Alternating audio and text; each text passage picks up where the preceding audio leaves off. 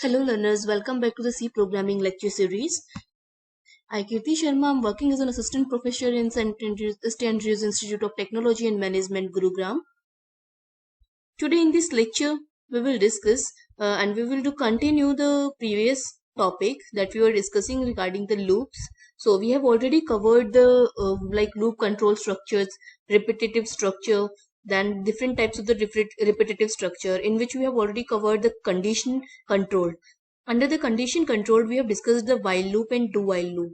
Now, in the counter controlled, we will discuss the for loop. So, in this lecture, we will discuss for loop and different loop control statements. So, there are three loop control statements that we will discuss in this lecture: break statement, continue statement, and go to statement. Okay, let's start with the for loop. So, for loop is basically used to execute a set of statements repeatedly until a particular condition is satisfied, as like other loops. We can say it is also known as open-ended loop. We have already discussed the while loop, do while loop. While loop is known as entry control loop. Do while loop is known as exit control loop. And this one is for loop. This is known as open-ended loop. Why is it so? This is known as open-ended loop because here no need to initialize or increment separately. Here, along with the condition, you can align the initialization and as well as increment decrement any operator.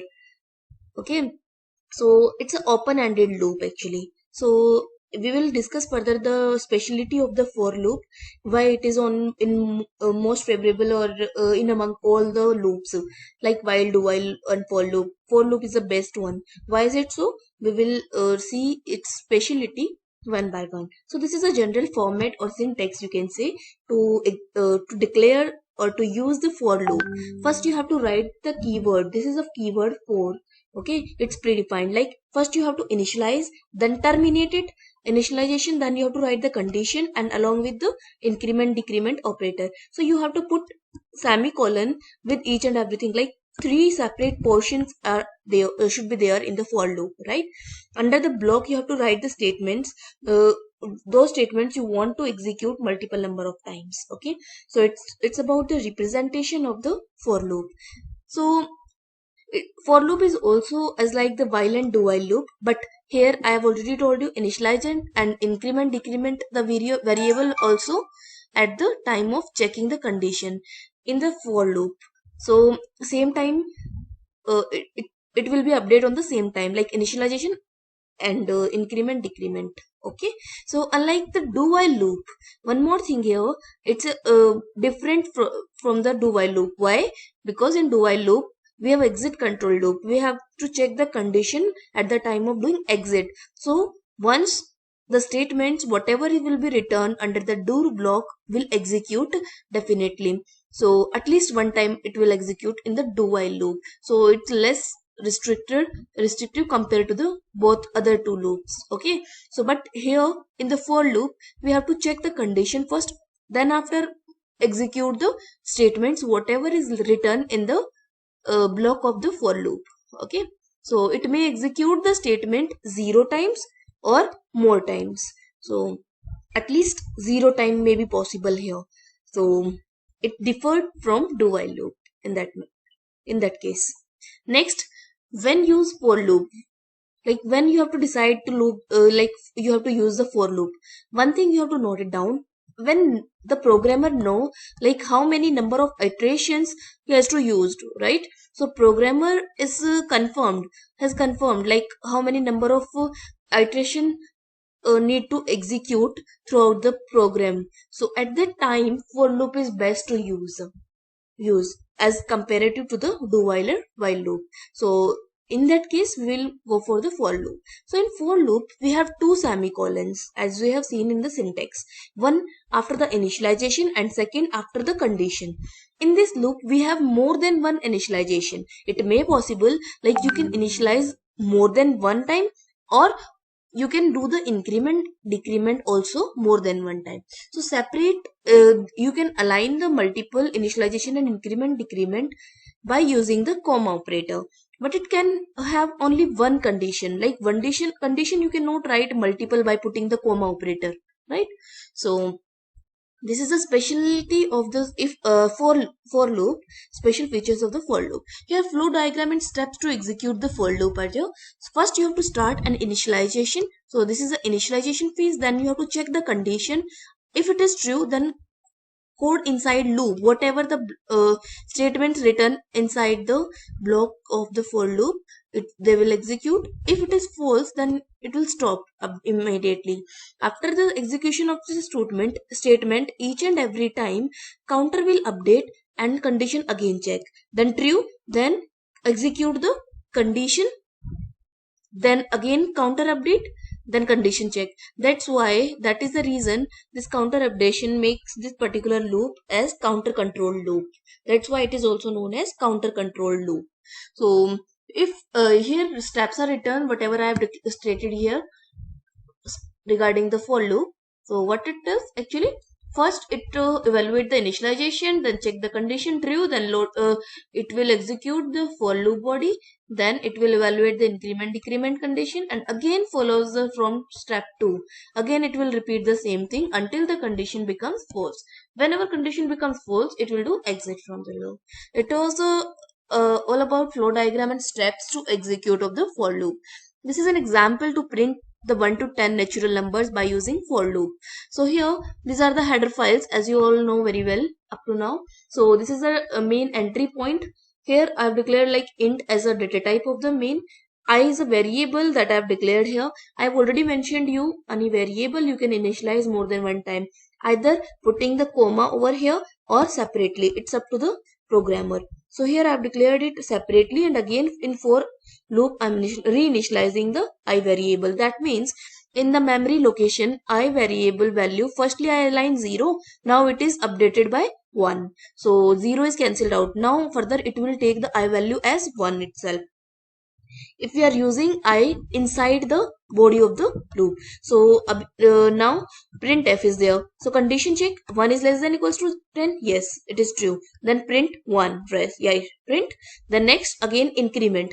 Counter update increase with 2. Again check the condition, 2 is less than equals to 10. Yes, again print it. So we have put it here escape sequence /n. What it mean? Next line. So each and every value, whatever we are printing here, like as a value of I, it will print in a separate line up to 10. After that, whenever we get here after update counter 11, it will become false and it will stop and come out of the loop. So it's all about the execution process, how it is executing, how the program is execution is takes place. So next we have various forms of for loop. First, I have already told, like instead of num plus plus, you can also use a num equals to num plus 1. I have already discussed this thing. We have already discussed in the operators itself, in which I have told you like increment decrement operator means this. If you are using the increment operator, that means you are increasing the value of that variable by 1, right? So you can either use this one or this one. Next is initialization part. In the initialization part, you can skip from the loop, like you can skip the initialization part from the loop, but you can declare this num value out of the loop, but you have to put the semicolon here. If you will not apply the semicolon, it will show you the compilation error. So that's why in the syntax of the for loop, if either you are declaring or initializing the variable here or not, either you are writing the condition or not, either you are doing increment decrement or not, but it is compulsory to put the semicolons here, right? You can leave the space as a blank and you have to put here the semicolon. Okay, so it's the need of the for loop structure. Next, that is the point I have already told you. So third point is like initialization, you can also skip increment part. If I'm initializing it and conditioning, I'm giving here condition, then after if you don't want to do the increment or decrement, then also like initialization you can skip it also. Okay, but it is compulsory to put the space here after, like semicolon is mandatory here, right? So you can do the increment over here as a statement. So it's up to the programmer.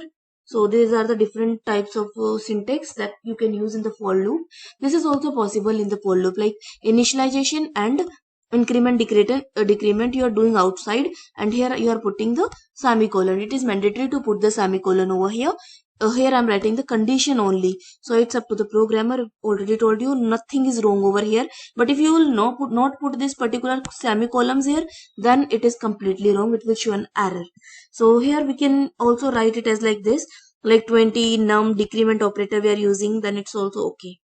So this next is nested for loop. What about the nested for loop? As like another loops, like you can also use the for loop as in the nested form. What it's mean? One for loop inside another for loop. Same, you can use a nested while loop, one while loop inside the another while loop. Same manner, syntax is shown here. One for loop declaration is there. The next, within this for loop we are declaring next for loop, that's called as nested for loop. So to understand this particular nested for loop concept, you can do the practice for the program, like to print the matrix, sum of matrix, multiplication of matrix, inverse of matrix. These example or these programs implementation will give you the better understanding regarding the nested for loop, so you can try it. Next is infinite loop. What do you mean by infinite loop? Actually, a loop becomes an infinite loop if a condition never becomes false. So all time it will remain true. Like we have already studied infinite while loop, infinite do while loop. Same here, infinite for loop. Traditionally, we most probably prefer the for loop for this purpose, since all three expressions we can leave empty, but just we are putting here semicolons only we are putting. So this is also right to put over here. So there is no any condition to check, then this, but whatever is written in this particular block, this statement will never terminate. It will execute each and every time. It will get true value here after condition check, because it's null here. So that's type of the loops known as infinite loop. If there is in the for loop no condition available, no initialization, nothing is there, but after that you are executing the for loop and you're trying to print some statement, it will execute infinite time. That type of loop is known as infinite for loop. Next we have some not point, like in the case of the infinite for loop, if you are stuck, then you are not coming outside the loop. That it depends, like turbo C you are using, then control C you can use to come out from the this kind of situation. So it depends on the windows, or it depends on the software you are using, like dev C or whatever your software using, it will differ accordingly. So it's an example only, you can see according to your software. So multiple initialization inside for loop. I have already told you, at the time of initialization you can declare more than one variable, as it is shown here, I value and j value. By putting the comma operator you are separating it, and after that you are using that semicolon, because this is the initialization part. Either here you can initialize zero initialization of a variable, one initialization of the variable, or two or three, or any number of initialization you can do over here by putting the comma operator. After all initialization you have to terminate that portion, then after you have to put the condition. You have to write the condition as a combined manner. You cannot write the condition by putting the commas, it will show error. Okay, so condition should be unique. So this you cannot write the multiple condition by putting the commas. But same like the initialization phase, you can do the increment and decrement according to the need, like by separating the comma operator. If you have to apply the multiple increment and decrement operator, in case of single it is okay. If you are not even putting any of the increment decrement operator, then also it's okay. So it's up to the need of the program or project, whatever you are performing. Next is loop control statements. So up to now we have discussed all the loops. Now we have some statements that are used to get the control over the loops. So if the execution is going on in the normal sequence, when execution leaves the scope, all automatic objects who are created in that scope are destroyed. If you are coming outside the loop, everything is destroyed. With the scope of those particular things are in between the braces of the or block of the for loop only, or loop only any. And you can take any of the loop. So there are the three control statements, loop control statements, that are break, continue and go to. Now we will discuss all these three one by one. So first one is break statement. What about the break statement? It's also known as unconditional control. That means there are no condition to check it out, but we are controlling the loop without any condition. That's the break. So basically we have seen the example in the switch statement. Switch statement we have declared used already earlier lecture. So there was a break statement actually. So it encounters inside a loop basically, and loop is immediately terminated when our break statement encountered there. Okay, so after coming out of the loop, it will like resume the next statement following the loop. Okay, so syntax is you have to write the direct keyword break and terminated. This is the jump statement actually. It is also known as unconditional control statement, break statement, jump statement. All are the same thing. So, and you can apply this break statement, control statement on any of the loop, while, do while, for loop, any loop. This is the flow chart. Ignore this part actually. So here condition within the loop. If it is true, then break. If it is false, then exit the loop. It's very interesting to know about it. So to understand it in the better way, we have taken an example here to use the break statement in the while loop.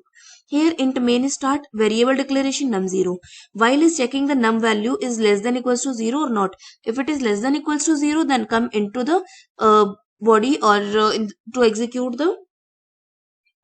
to execute the statements whatever is written inside the while loop. So it will print the value of the variable num is percentage d and num. So num value, whatever will be the num value, it will print over here. If it num equals to true, then it will break the statement and do the increment. Again it will check. So again and again it will run. If it condition becomes true, then it will break. If it will become false, then it will do the exit from the loop. So it was all about the break statement.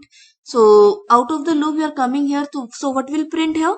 Value of variable num is 0, then 0 will print. Value of variable num is 1, so 1 will print, 2 will print. When the value of num will become 2, less than 2 is less than equals to 100, yes, 100 less than, so value of variable num is 2 over here, right? So if num value is equals to 2, yes, 2, then it will directly break. So if you are coming outside the loop here, like to execute num plus plus, so it will do the increment in the num value as 3. Now again you will do the check here. Is 3 less than equals to 100? Yes, it's true. It is coming inside the while loop. So it will print value of the this variable is 3. So when you will check it out, like you're coming out here by using the break statement, it will never come out, like it will never execute this statement again. So up to now we have discussed like whatever is the condition, it is also depends on the jump statement. If you are using break over here, you will come out of the box. You will not execute continuously this particular while statement. Okay. So firstly, whenever encountered 2, it will break the statement and it will directly come out rather than incrementing the value by 3 and checking it again and again. I have shown you what will happen if it will increment the value 3. It will not becomes equals to 3. So directly if is equal to 2, then it will break and it come out of the loop. It's the main thing. Next is what we have here, continue. Continue statement is used with the if condition actually within the loop. If you are using a loop within by using the if condition, you can apply the continue statement. So what is the main theme of the continue statement? In case of inner loops, it continues the control of the inner loop only. Like condition is true, then it will come like check the condition, true, come again, then continue the statement, if it will become false, then come out of the box, right? So it is a program. Like to give you the better understanding regarding the continue statement, here I is the initialization of the variable, that is a local variable. I've already told you, if any variable is declared within the function and its scope or limit is in between those braces only, or outside those braces, no one knows about it, so that kind of variable is known as local variable. Here we have used the for loop from 1 to 10 by doing the increment operator, putting the increment operator. If I equals to 5, then you have to continue, right? Printf I value up to when the condition becomes false, then you have to come out of the loop. So what will it print here? If I value is 1, it will print 1 2 3 4 5 6 7 8 9 10. Continue. This continue statement is only for the same thing, like if you are getting 5, then you have to continue for 6 7 8 9 10. It's a continue statement. So it depends on the need of the programmer, like in the coding, what type of what type of control statement need to execute. Okay, so it's up to the program. Next and last one is the go to statement. It's also known as jump statement, that is unconditional jump. There is no condition to jump from one. Go to statement is a jump statement, which is unconditional actually. So in go to statement, rarely used today because we rarely use today this go to statement. It makes program less readable and complex even. So basically this is the main theme to use the go to, write the go to keyword and write the label, what it mean actually. So this is an example to understand it in development. So here we have taken the program name and age, we have taken age as a variable. Ineligible is a label here, so we have to define the label value here, and under the label we are printing a statement, you are not eligible to what. Okay, so this is a program to check it, like are you eligible for vote or not, so voting even. So printf enter your age. First you have to enter your age. This label will call only and only through the go to statement, otherwise it will not compile by the compiler. So after taking the age as a input, it will directly come to the printf. So printf here, enter your age. If you are entering your age as a 20, so it will check it first in the if it is less than 18 or not. If it is less than 18, then it will run go to ineligible, otherwise it will come here into the else part. If you are entering 20, then it will directly come here and it will print you are eligible to vote. Let's suppose if we are entering 16 here and 16 is less than 18, that means go to will be there. Then that means go to will be there, and this go to this go to will come here on the label. Directly it will jump to the ineligible label, and it will print you are not eligible to vote, and it will directly come outside of the this particular function, whatever is going on, or out do the exit from the program, right? So it is the use of the go to statement with the help of label. So in up to now we have discussed all the control statement, loop control statements, and we have already done the loop, different loops, while, do, while, and for loop. So it's the ending of your unit 2 syllabus according to your MDU syllabus. So in the from the next lecture we will start with the arrays itself.